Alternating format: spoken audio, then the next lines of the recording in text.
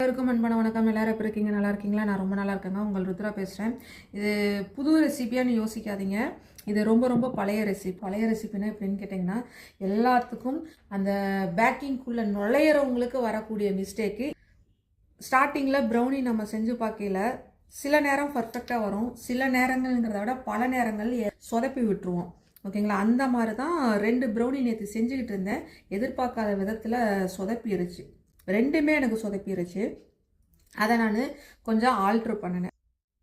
Alter பண்ணி பார்த்தேங்க. Alter பண்ணிவிட்டு அதை ஒரு எக்ஸ்பெரிமெண்ட்டாக செஞ்சு பார்த்தேன். செஞ்சு பார்த்ததுக்கப்புறம் பார்த்தீங்கன்னா, இதோட டேஸ்ட்டு பார்த்தீங்கன்னா அல்டிமேட்டாக வந்திருக்கு.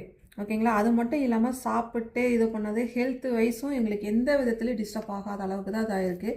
இதை எப்படி இந்த மாதிரி நான் ஒரு நல்ல பர்ஃபெக்டான ஒரு டிஷ்ஷாக மாற்றினேன் அப்படின்னு நீங்கள் தெரிஞ்சுக்க விரும்புனீங்கன்னா, ப்ரௌனி சொதப்பல் அப்படின்னு நீங்கள் கமெண்ட்டில் சொல்லுங்கள்.